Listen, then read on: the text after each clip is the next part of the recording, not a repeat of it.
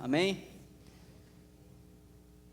Hoje, por conta de ser pai de um menino ocupado, eu estive cedo na igreja de Las Colinas, onde ele tinha uma participação lá, a mãe ocupada aqui, e aí no caminho de lá para cá, atravessei uma pequena tempestade aí de pedrinha, né, o famoso hail, mas o meu carro já está preparado para isso.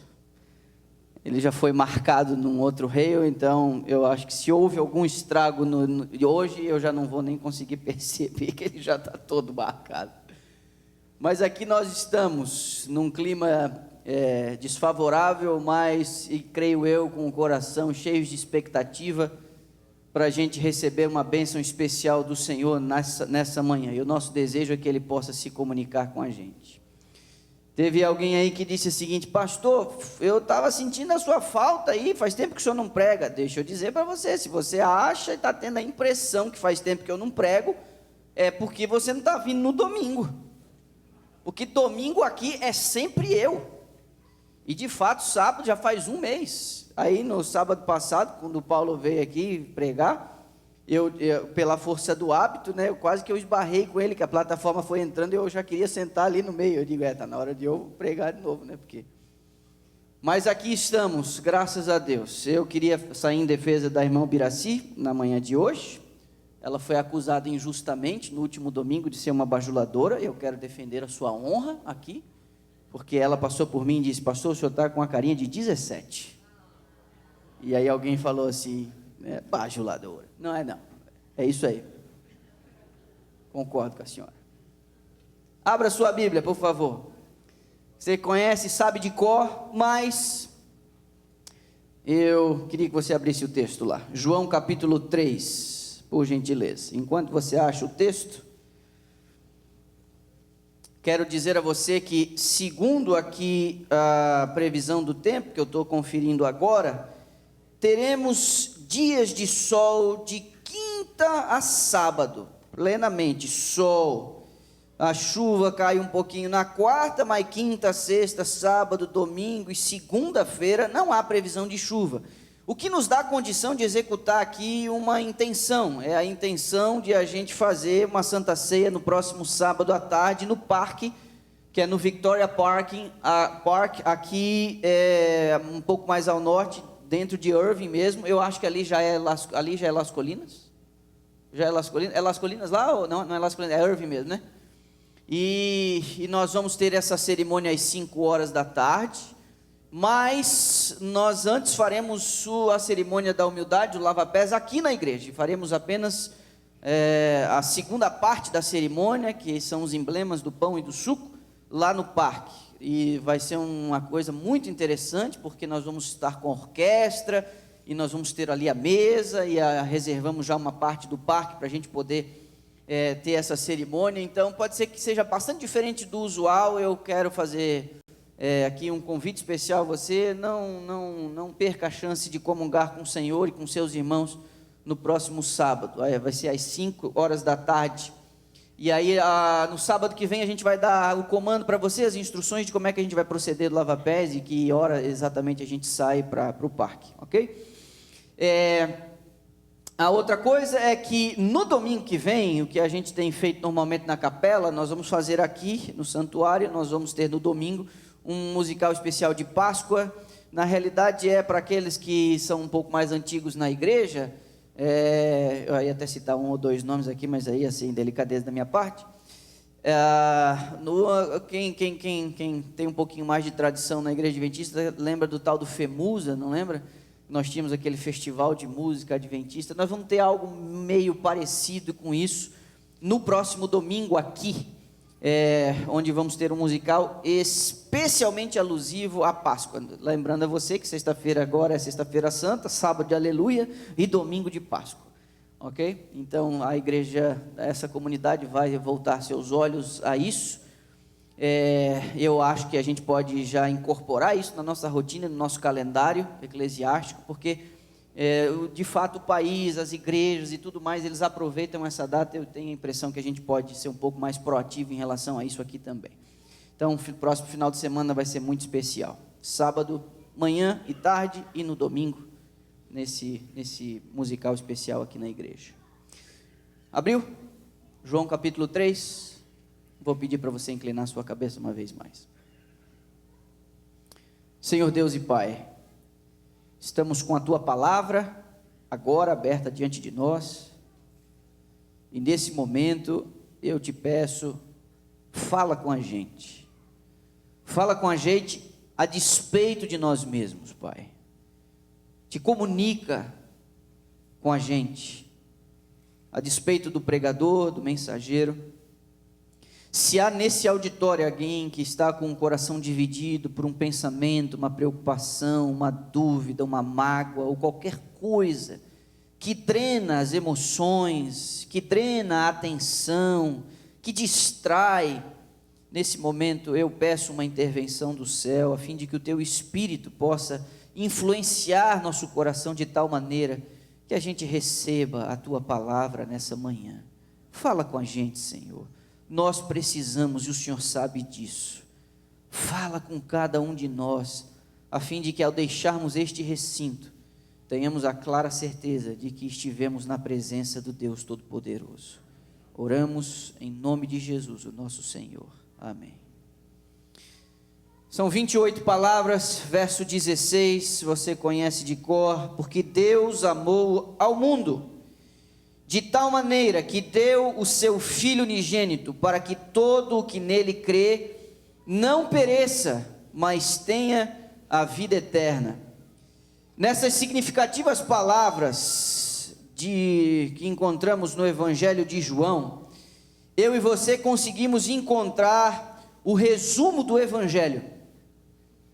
Se você tivesse que escolher um texto da Bíblia para comunicar a alguém o Evangelho, se você tivesse uma única chance de falar para alguém sobre o Evangelho, eu digo a você, este, quem sabe, seja um dos versos mais indicados para uma única e especial oportunidade.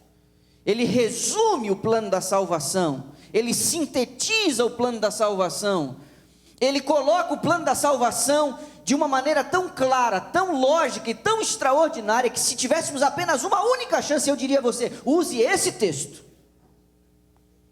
Esse texto, e eu queria hoje, ele tem muitas faces, eu queria explorar uma delas, porque às vezes nós, por nossa compreensão turva, por nossa visão limitada, por nossa origem comprometida, muitas vezes nós analisamos Deus na perspectiva de nossas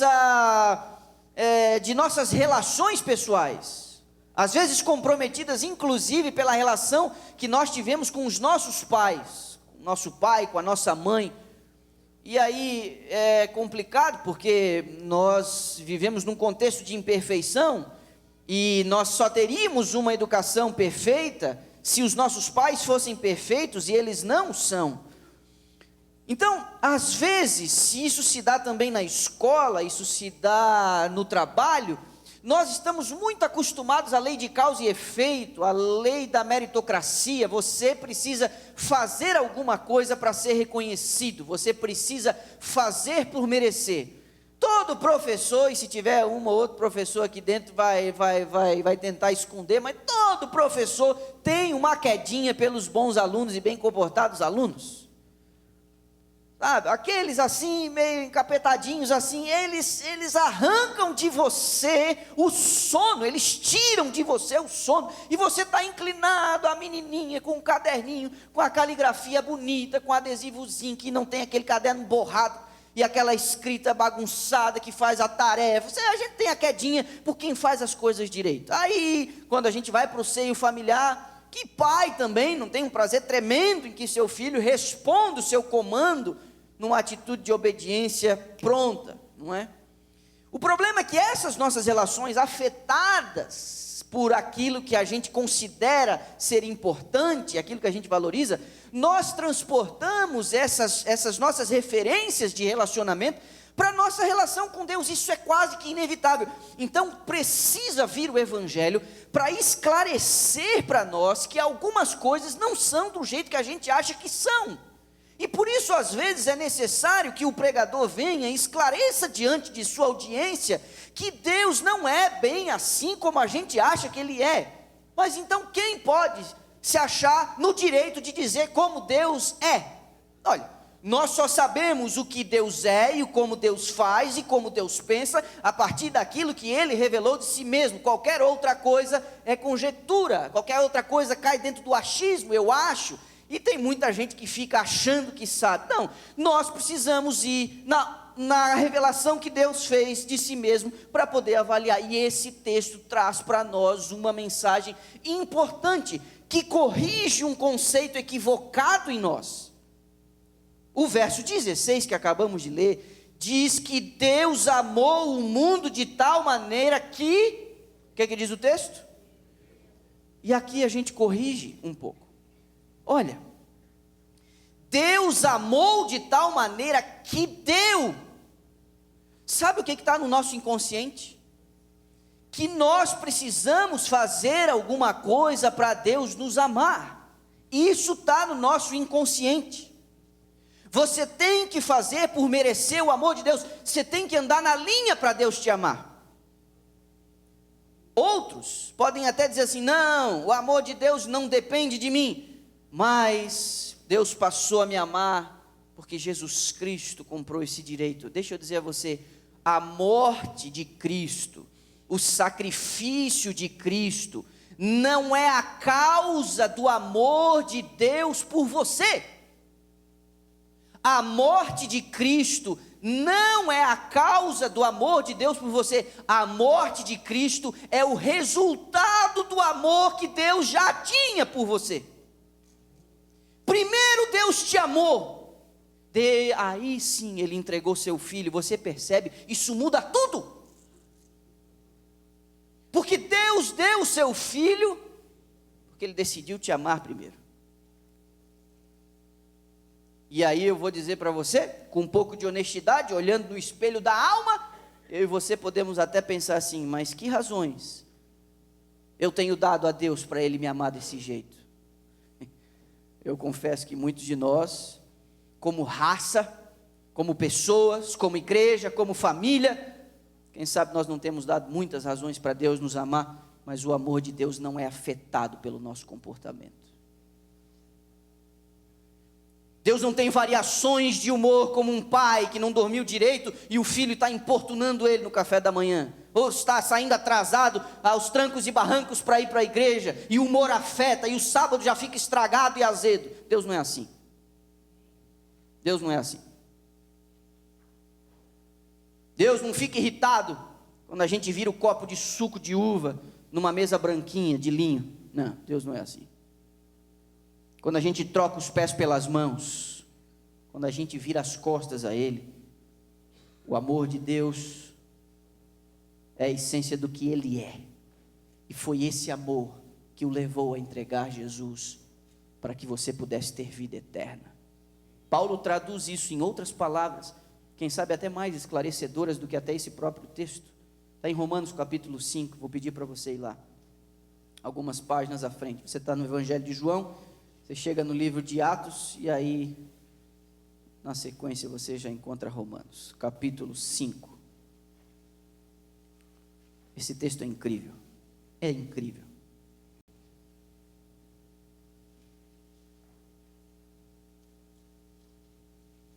Sublinhe esse texto na sua Bíblia. E não se esqueça dele. Se aproprie dele, porque é de você que Paulo está agora falando. Romanos 5, verso 8 diz assim: mas Deus, o que diz a tua versão? O que diz a tua versão? Ali diz prova, alguma outra diz diferente? Demonstra. Eu gosto mais dessa prova aí. Porque Deus prova o seu próprio amor para com quem? Bota o seu nome aí agora. Eu quero que você olhe para o texto e agora diga assim, ó: porque Deus prova o seu próprio amor para o Manolo. E aí você bota o seu nome. Leia o texto aí na sua mente e coloca o seu nome no texto. Diga isso a você mesmo. Deus prova o seu próprio amor para a igreja brasileira de Dallas, pelo fato de ter Cristo morrido por nós, sendo nós ainda o que diz? Você diz amém, meu irmão? Que texto! Que texto!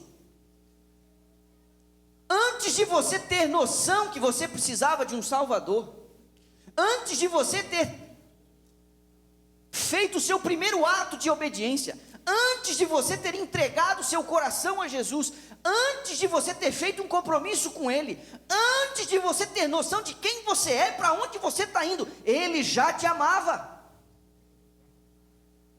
Nós ainda éramos pecadores, quando Ele, o que fez?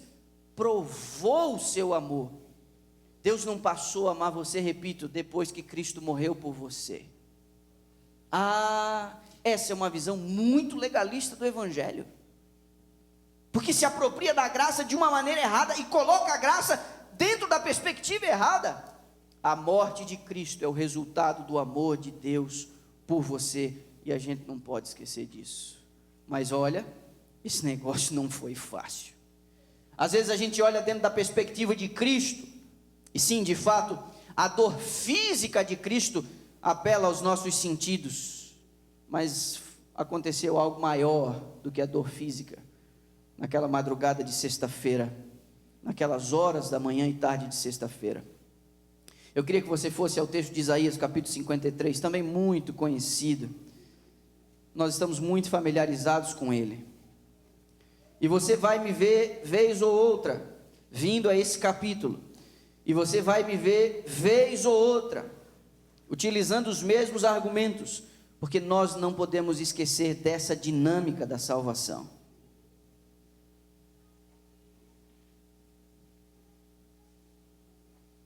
Normalmente lemos o capítulo 53 de Isaías a partir do verso 1, mas essa divisão de capítulos, você sabe, ela foi posterior, e há algo que introduz o capítulo 53, que ainda está lá dentro do capítulo 52, e eu queria que você visse o verso 10 do capítulo 52, diz assim, o Senhor desnudou o seu santo braço à vista de todas as nações, e todos os confins da terra verão o que diz a tua Bíblia aí? Verão a salvação do nosso Deus. Vamos trocar por arroz e feijão esse verso 10. Isaías está dizendo, 700 anos antes de Jesus encarnar, que Deus está mostrando o seu braço. Em outras palavras, Ele está arregaçando as mangas. O braço de Deus é sinônimo do seu poder, da sua ação, de uma atitude dele. E o que Isaías está dizendo é que Deus está agora desnudando o seu braço, Ele está arregaçando as mangas, Ele está prestes a fazer algo muito importante. Essa é basicamente a introdução do capítulo 53, e aí você sabe, o capítulo 53 é uma profecia do Messias sofredor. Observe por gentileza o verso 4, certamente Ele tomou sobre si as nossas enfermidades e as nossas dores levou sobre si. Nós o reputávamos por aflito, ferido de Deus e oprimido, mas Ele foi transpassado pelas nossas transgressões, moído pelas nossas iniquidades. O castigo que nos traz a paz estava sobre Ele, pelas suas pisaduras nós fomos sarados. Todos nós andávamos desgarrados como ovelhas, cada um se desviava pelo caminho. Agora, repare, mas, o que diz aí a tua Bíblia? O que diz a tua Bíblia? Mas o Senhor fez cair sobre ele a iniquidade de nós todos. Ele foi oprimido e humilhado, mas não abriu a boca. Como cordeiro foi levado ao matador, e como ovelha muda perante os seus tosqueadores, ele não abriu a boca. Por juízo opressor foi arrebatado, e de sua linhagem, quem dela cogitou? Porquanto foi cortado da terra dos viventes, por causa da transgressão do meu povo, foi ele ferido. E o verso 10, todavia, ao Senhor agradou moê-lo. Olhe para mim. Antes de voltarmos às cartas de Paulo, Isaías está dizendo, Deus está prestes a mostrar a salvação. Deus está prestes a fazer algo muito importante. Esse capítulo, ele traz muito embaraço àqueles que não reconhecem na figura de Jesus de Nazaré a figura do Messias enviado. Porque é muito claro, e você vê todos os paralelos evidentes com a morte e o sacrifício de Jesus. Mas eu não quero explorar nesse sábado, e vou deixar isso para o sábado que vem, os aspectos físicos da morte de Jesus. Eu queria que você percebesse a atuação de Deus nesse processo, o Pai. Porque o mesmo Deus que disse assim, ó, eu amo essa gente e vou dar o meu filho. Entenda que esse dar o filho não foi apenas entregá-lo nas mãos de uma liderança religiosa corrompida, de um governo corrupto, numa aliança entre judeus e romanos. Esse dar o meu filho não foi apenas para que ele fosse alvo dos demônios e do próprio Satanás, infernizando a vida dele enquanto estava aqui. O dar o filho para salvar a minha e a sua pele, foi mais do que isso. Porque se dar o filho precisou da parte de Deus o Pai, uma ação direta. Está no final do verso 6 e no início do verso 10. No final do verso 6 diz que o Senhor fez cair sobre ele a iniquidade de nós todos. E no verso 10 diz que ao Senhor agradou moê-lo, trocando por arroz e feijão. Sabe o que Isaías está antecipando para nós? A morte de Cristo foi causada pelo próprio Pai. A participação de Deus na cruz não foi apenas de um espectador que deixou que a coisa acontecesse. Do aspecto físico, sim. Porque quando Satanás tentou, vez e por vez, tentar encurtar o caminho e dizer a ele, sugerir a ele, não vale a pena morrer por eles. No capítulo de Getsêmani, do desejado de todas as nações, em riqueza de detalhes, a serva do Senhor chega a nos dizer que Satanás veio naquela hora apresentando o quadro pelo seu pior aspecto, e disse assim, um dos teus discípulos mais destacados te traiu, o outro vai te negar, e essa gente que você veio salvar, está virando as costas a você, você vai morrer por eles? Foi desse jeito que Satanás se aproximou de Jesus no Getsêmani, entre aquelas preces em que ele dizia, passa de mim esse cálice. Sim, teve esses aspectos físicos, as 39 chibatadas, a cruz e uma série de coisas que vamos ver na semana que vem. Não.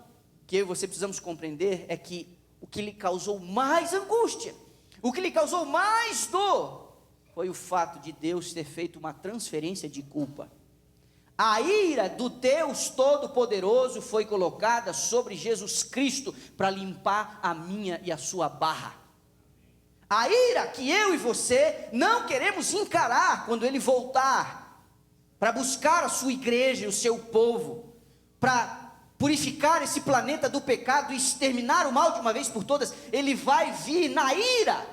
E a ira é uma face do amor de Deus, apesar de a gente não entender direito isso. Essa ira que vai fazer o que está descrito no final do capítulo 6 de Apocalipse, as pessoas vão olhar para ele e não vão suportar fitá-lo nos olhos, e vão dizer, montes e rochedos, caí sobre nós, escondei-nos da face daquele que vem. Essa ira que eu e você estamos sendo convidados a não suportar, ele teve que suportar naquela madrugada. Deus o Pai colocou sobre o Filho a iniquidade de nós todos. Isso a gente jamais poderá compreender. Foi isso que foi esmagando o seu coração, lhe causando angústia, lhe causando sofrimento.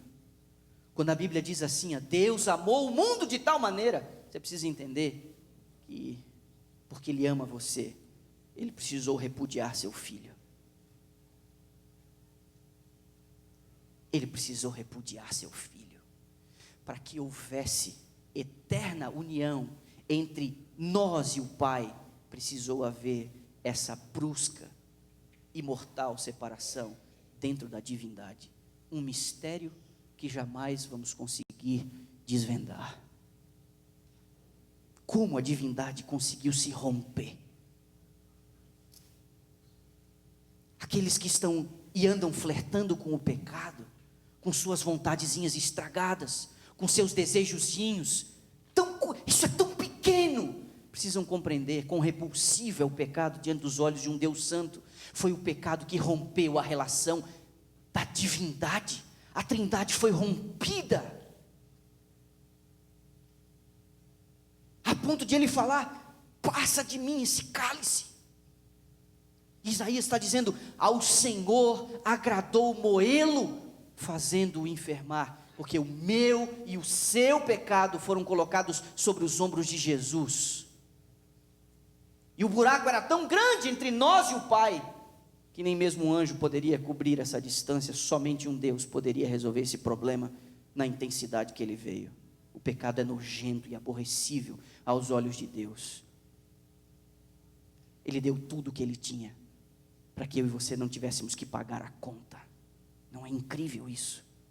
E agora João e Paulo estão nos dizendo: nós ainda éramos pecadores, mas Deus provou o seu amor. Às vezes nós olhamos Deus e julgamos Deus, olhando o noticiário e perguntando: onde é que ele anda? Por que não faz nada? Por que não impede? Por que não age? Por que permite? E nós questionamos, caindo numa cilada muito antiga. Quem sabe uma das mais eficientes, envolve um raciocínio lógico. O raciocínio lógico de que se Deus existe, por que não evita essa bagunça toda?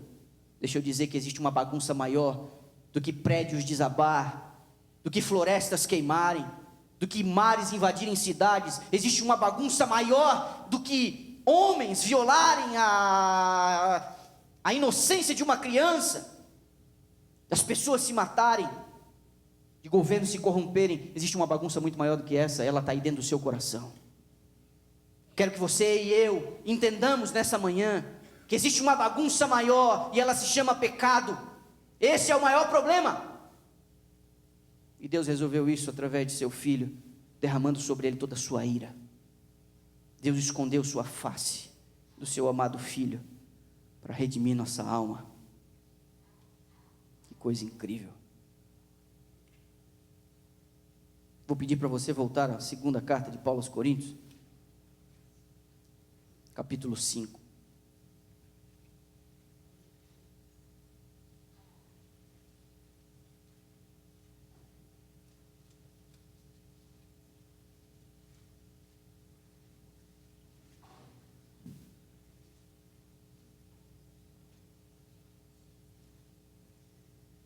Segunda carta aos Coríntios, capítulo 5.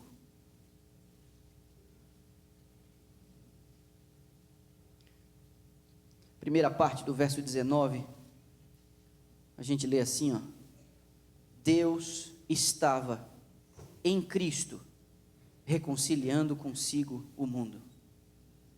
Olhe para mim, meu irmão, tem muita coisa nesse verso aqui. Jesus não podia perceber a presença do Pai. Ele não podia. Jesus precisava suportar a ausência do Pai. E o Pai se esconde do Filho. O Pai não permite que o Filho perceba que Ele está ali. E se nós duvidarmos disso, é só a gente lembrar que Jesus, em sua agonia no Calvário, disse assim: Deus meu, por que me desamparaste? Não foi brincadeira. Não foi brincadeira. A dor não vinha de suas mãos e de seus pés transpassados, nem do seu lado ferido e nem de sua fronte ensanguentada.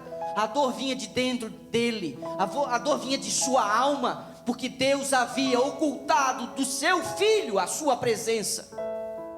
Mas Paulo diz: não, ainda que Cristo não pudesse sentir, Deus estava com Cristo, reconciliando consigo o mundo. O Pai suportava as dores do Filho. Por quê? Porque Ele ama você. Porque Ele me ama. Essa é a causa. Nós não podemos ficar indiferentes a isso. No verso 14, Paulo diz que essa seria a reação mais apropriada. Primeira parte: o amor de Cristo nos constrange. É o que diz aí, mesma folha. Esse amor deveria nos constranger. Vamos pegar sinônimos para constrangimento? Vergonha, sensibilidade.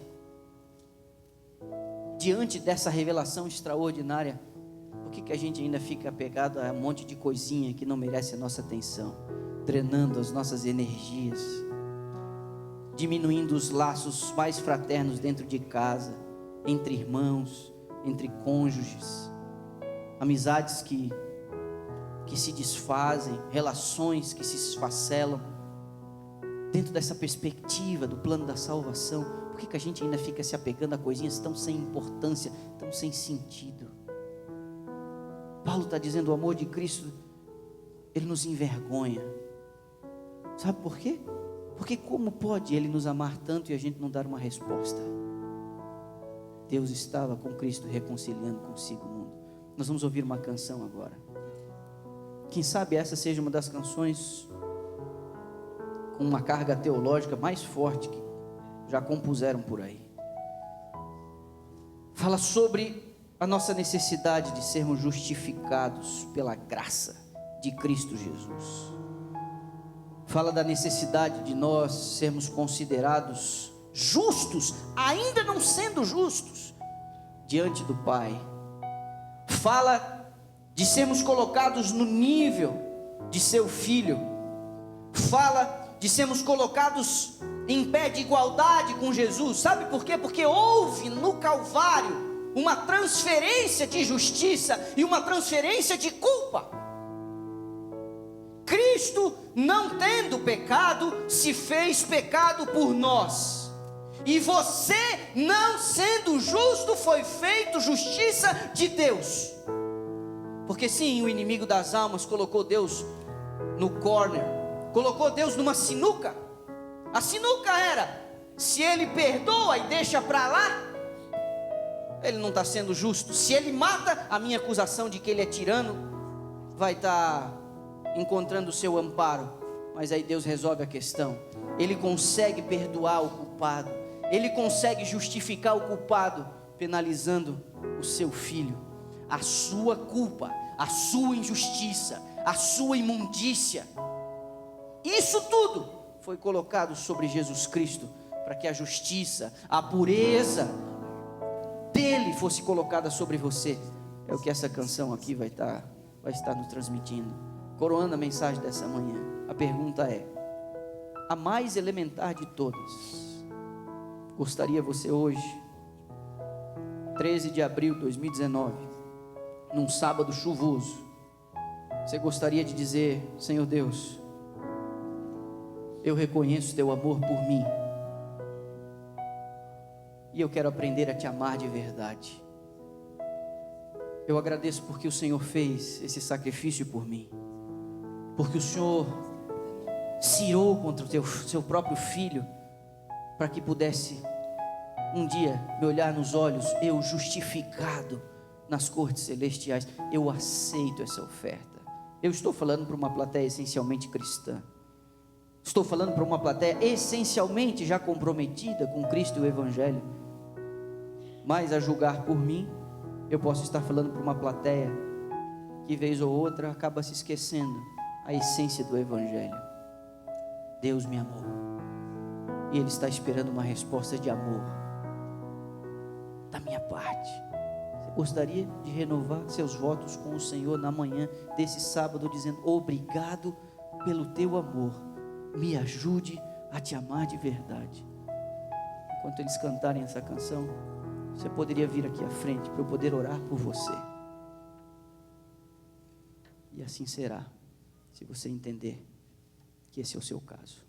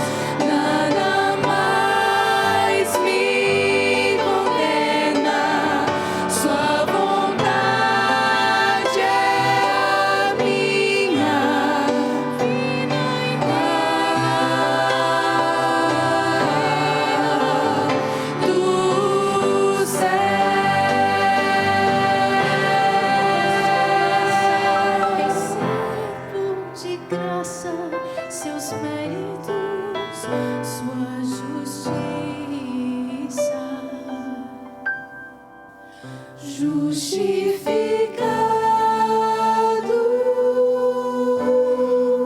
por meio da fé, tenho paz, doce paz com meu Deus.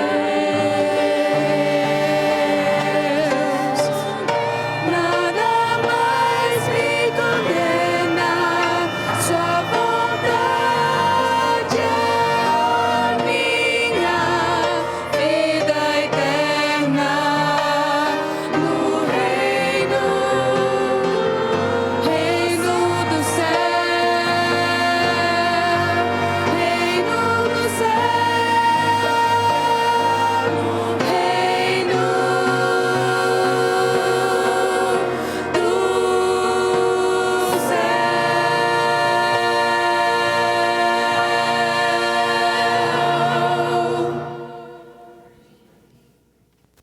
Senhor Deus e amado Pai, receba, por favor, cada um dos teus filhos neste momento, neste gesto de renovação, de reconhecimento do teu amor e da iniciativa da salvação manifestada em Jesus Cristo.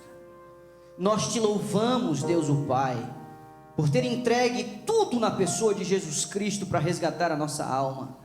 Nós não merecíamos, nós não merecemos e jamais mereceremos, mas aceitamos o sacrifício, a morte de Jesus Cristo em nosso lugar. Queremos estar contigo no reino da glória, queremos andar nas ruas daquela cidade onde vai habitar a verdade e a justiça. Queremos estar libertos de uma vez por todas do pecado e de suas consequências. Queremos estar em Ti para o resto da eternidade.